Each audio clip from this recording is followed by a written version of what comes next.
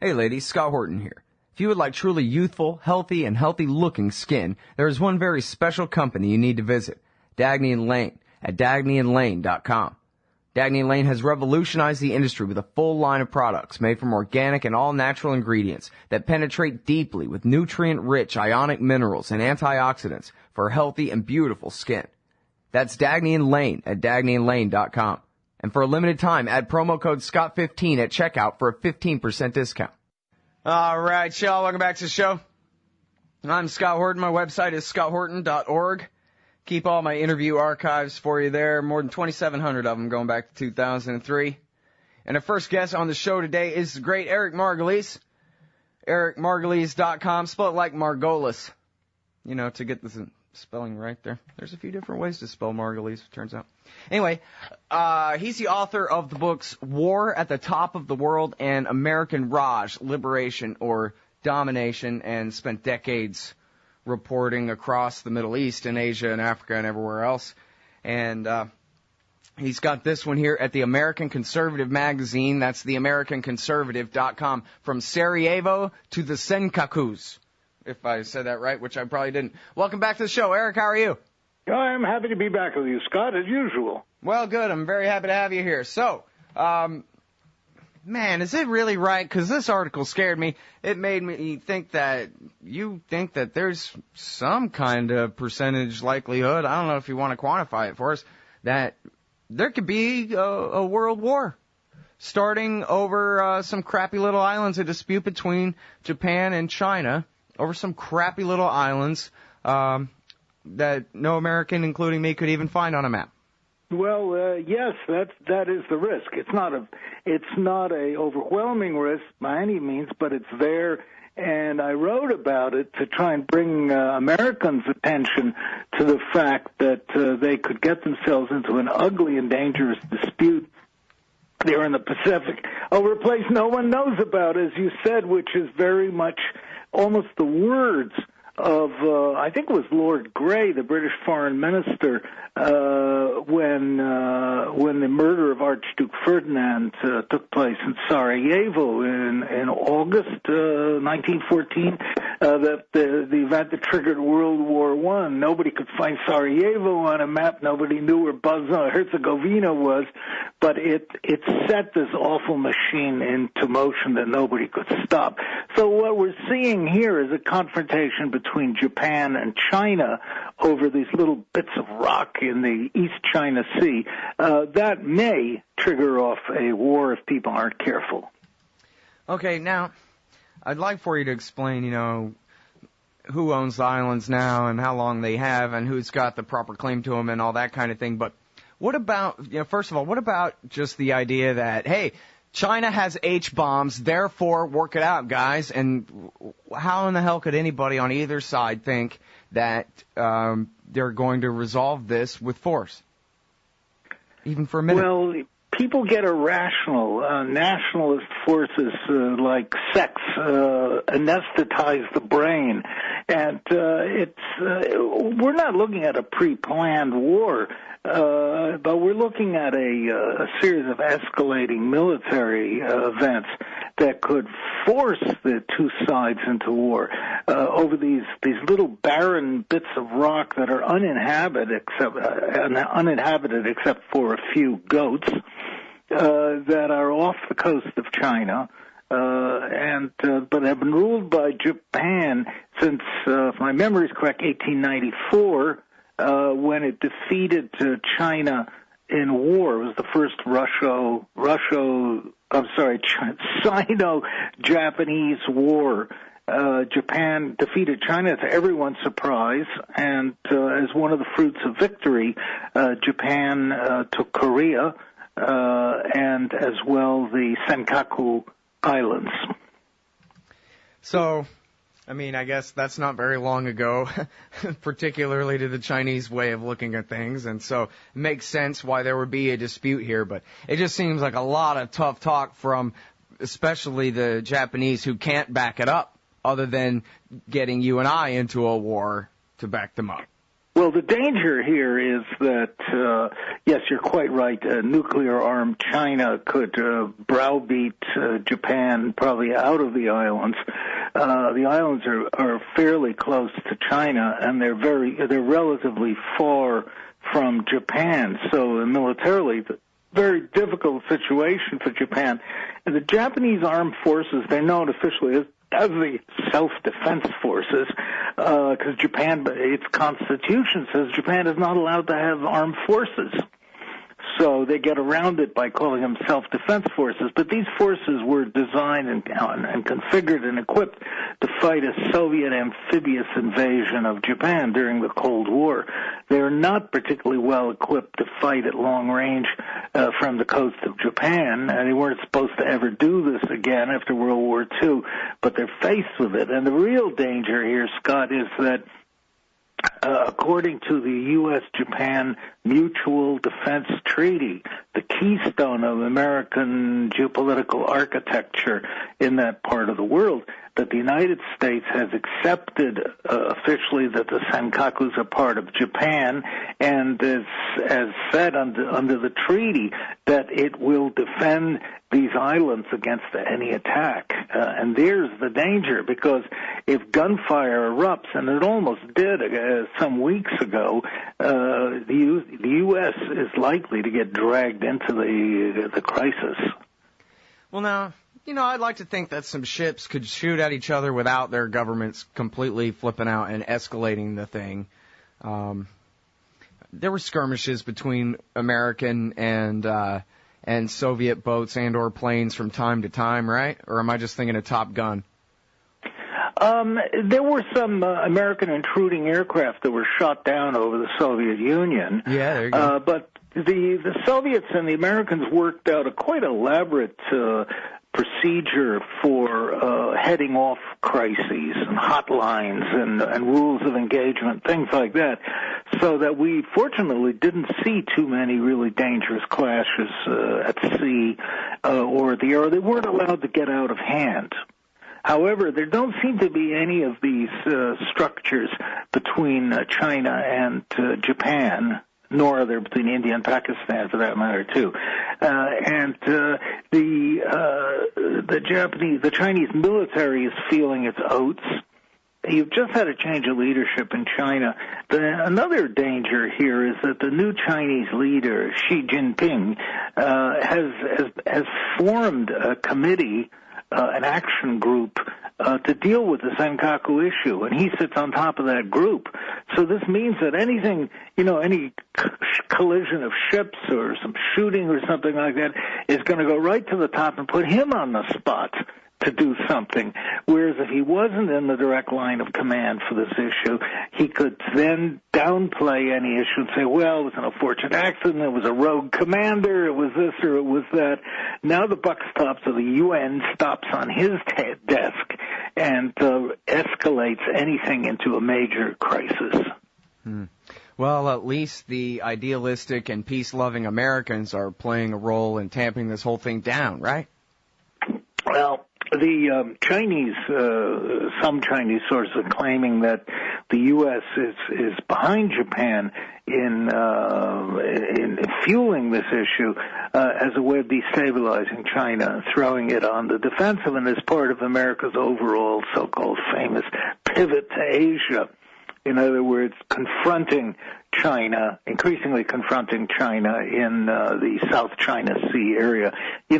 As a historian, I've got to tell you, this has eerie reminiscences of the pre-World War I era, where Germany and Britain were locked in an increasingly tense commercial and military confrontation, also taking place in maritime areas. Yeah. Well, and the thing of it is, and here's what flipped me out about this thing, because I've been hearing about this dispute for a while now and reading a little bit here and there and talked to a guest or two about it. In your article, it just really rang true to me that this really could break out into a war, if only just for the irony of having American armies marching through the deserts of the Middle East and all of the the people who believe in prophecies predicting that this is theirs coming true finally now and all this, Christian Zionist apocalyptic stuff. But meanwhile, the nuclear war breaks out over some stupid islands between Japan and China, something like that. It just sounds like the way humanity could go out to me, Well, I've studied and covered a lot of wars, and I've seen countries blunder into wars. Things get out of hand. Now, the Chinese are playing with fire too, because in my view, what they're trying to do is they're trying to humble the Japanese. This is a well-known Chinese procedure. The emperor, the Red Emperor in Beijing, thunders, and you vassal states come and kowtow to the emperor and grovel and look subservient. And the Chinese are really trying to make the Japanese lose face. There's a lot of simmering hostility from World War II between these two countries that's still there. And China is showing spasms of very dangerous nationalism.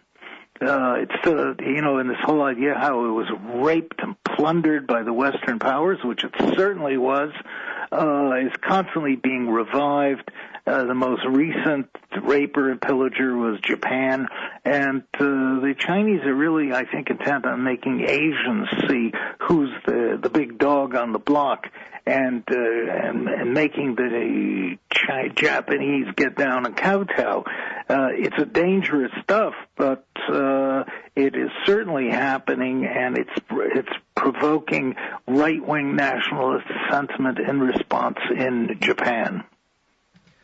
Okay, now, so this guy Justin Logan at Cato wrote a thing about America's policy and criticizing it and saying, well, listen, if we have to work so hard to contain the rise of China, if their newfound wealth and power is such a threat, then how come we trade with them? Now, it's kind of one or the other sort of a thing here. It's American trade more than anything else is what's helping to make China rich. And so guess what? Now they can afford some new battleships. So now you're going to cry about their battleships. But it's our government's policy, and it seems at odds with itself. Well, commercial greed has certainly taken precedence over military prudence. In this sense, it was inevitable that China would regain its paramount power that it had up until the 1800s. It's simply coming back. The idea of containing China or keeping it militarily weak just is not applicable anymore, particularly because China can make all its own military equipment now, so it doesn't need anybody. The idea that the United States is going to somehow contain China inside of China is not eventually going to work. Because China, I've been writing this for years. I said the most important American foreign policy issue in that area is how to gracefully retreat from the shores of Asia and allow China to become a dominant regional power in its own sphere of influence. I'm a great 19th century believer in spheres of influence, and China is too big a power to try and bottle up, particularly because what China does is right on its own front doorstep. Any action America has to take is across the entire breadth of the Pacific Ocean. Just not going to work, and we can't afford it on top of that. Yeah. Well, no, Andrew Bacevich, former Colonel Bacevich, and obvious, I think most people are familiar, critic of American Empire, fellow writer for the American Conservative. When I asked him one time about, what about a Ron Paulian foreign policy that just says pack up all the bases and bring them all home?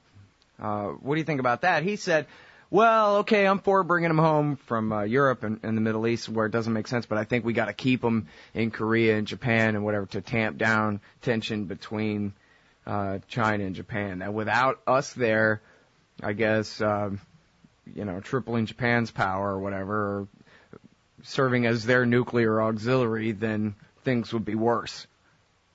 there's validity to that argument.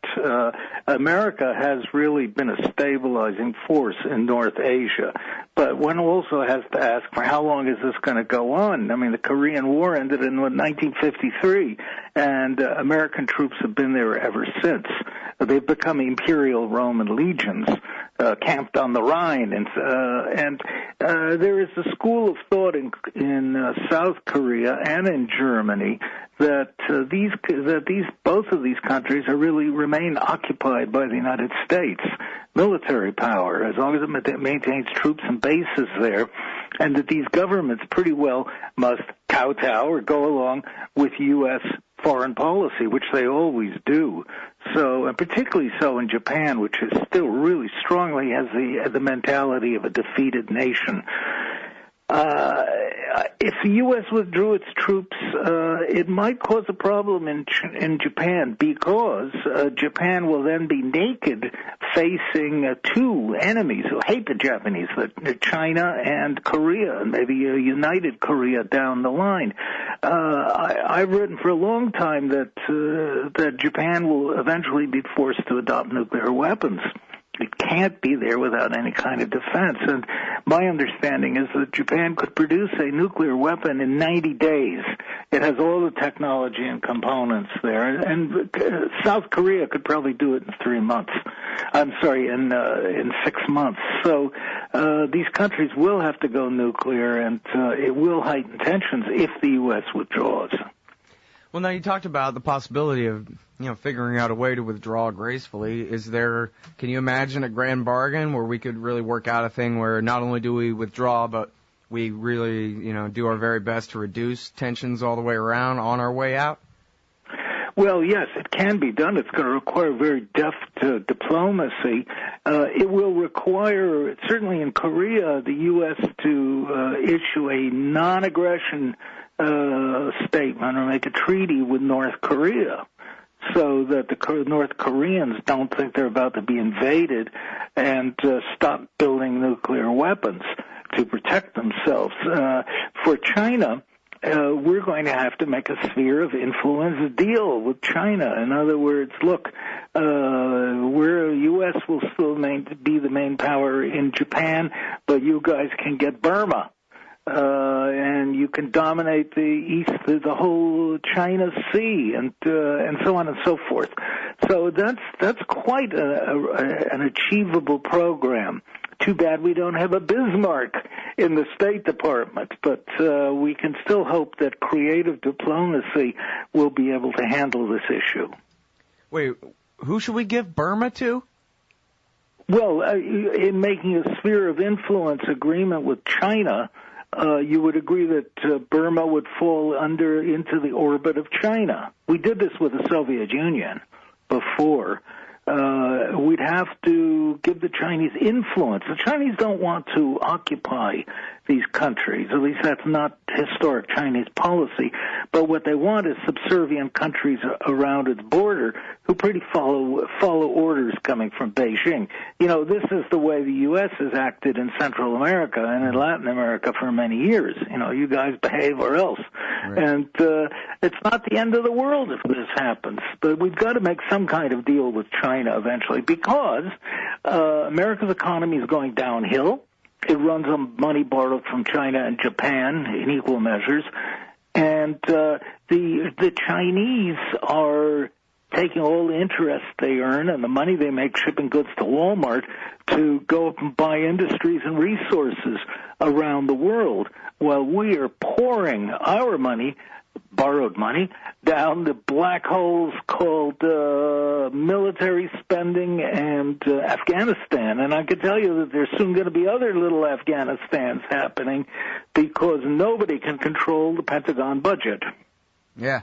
Well, and I want to get to that in just 1 second. Well, I don't know if we'll have time to talk about AFRICOM. I want to ask you a little bit about AFRICOM. But first, I was hoping that you could comment on the terrorist attacks against the Hazaras in Pakistan. Who are the Hazaras? I only know them as part of the American-backed alliance in Kabul. Quite right. The Hazaras are a minority people found in western Afghanistan and in Pakistan. They're of Central Asian origin. They are a people of Mongol blood. They have very distinctive Asian features, high cheekbones, narrow eyes, and they were herders and nomads. They are Shia Muslims, and as such, during the long war in Afghanistan, they were used by Iran to advance its interests in the region, earning them the hatred of the Sunni Afghan Pashtun Mujahideen.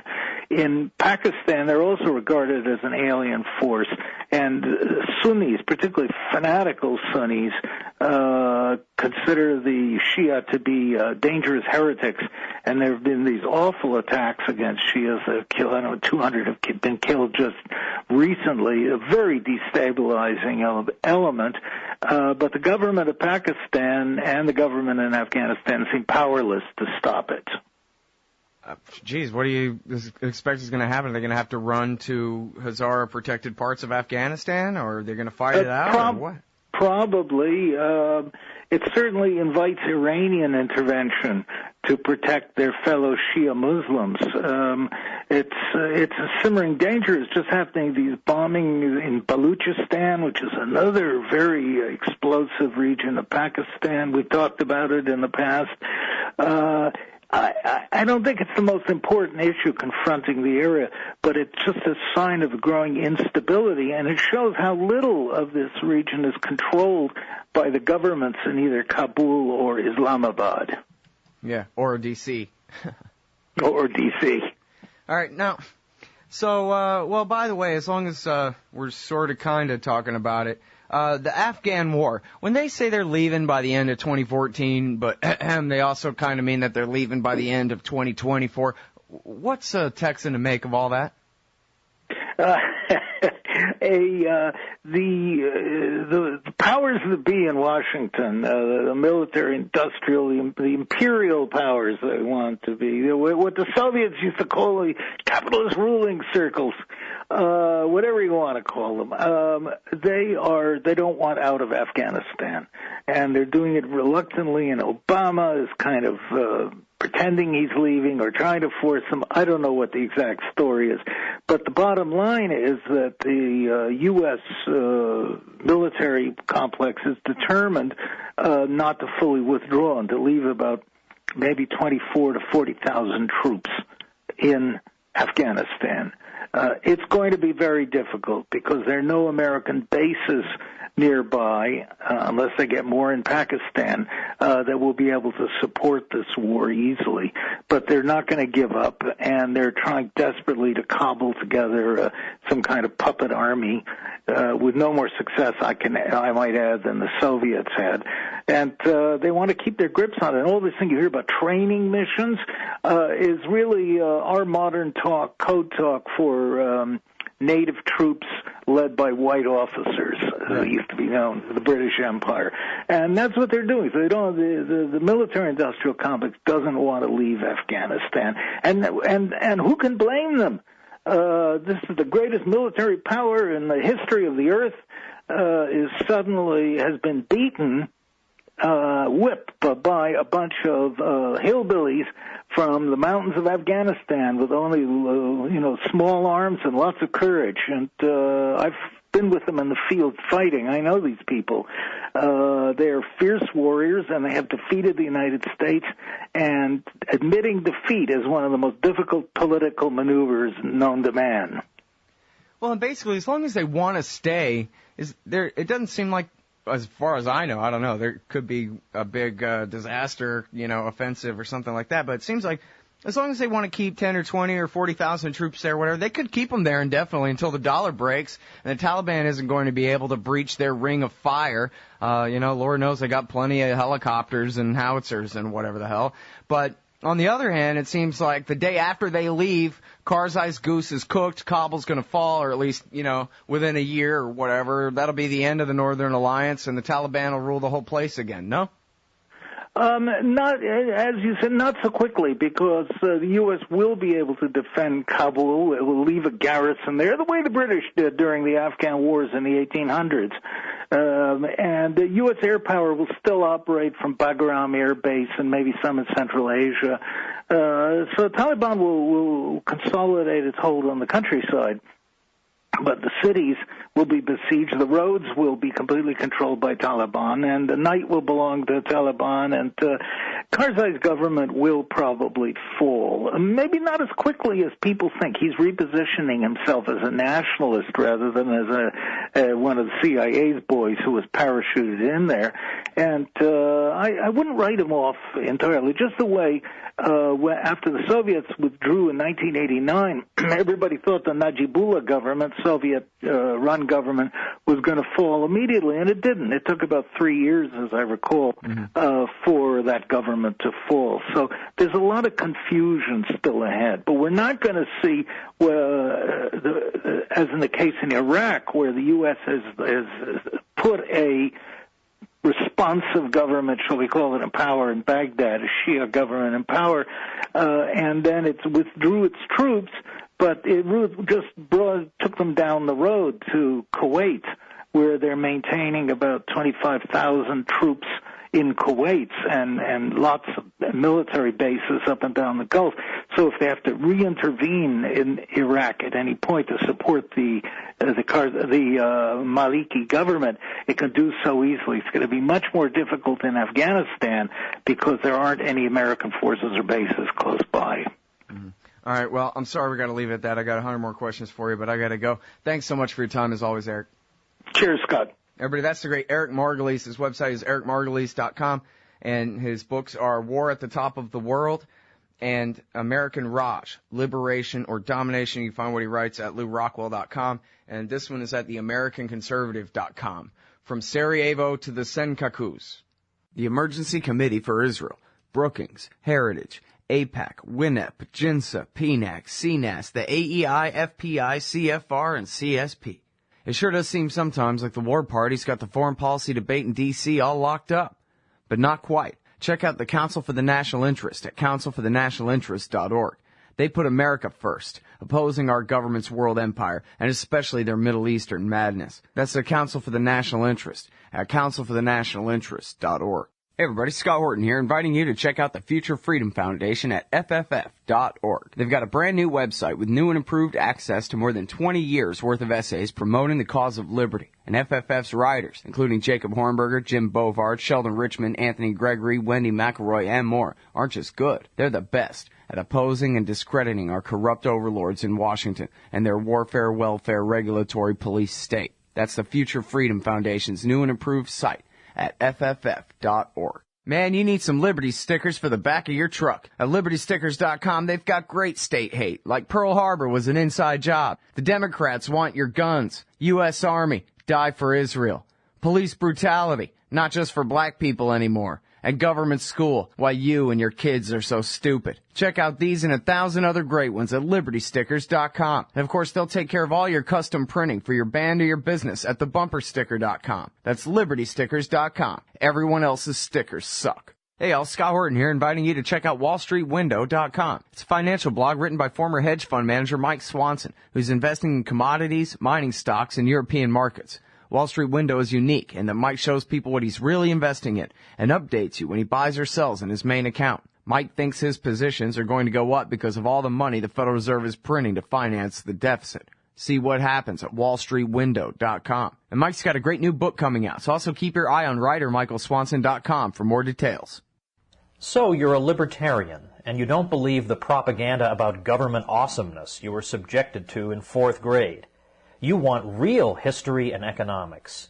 Well, learn in your car from professors you can trust with Tom Woods' Liberty Classroom. And if you join through the Liberty Classroom link at scotthorton.org, we'll make a donation to support The Scott Horton Show. Liberty Classroom, the history and economics they didn't teach you.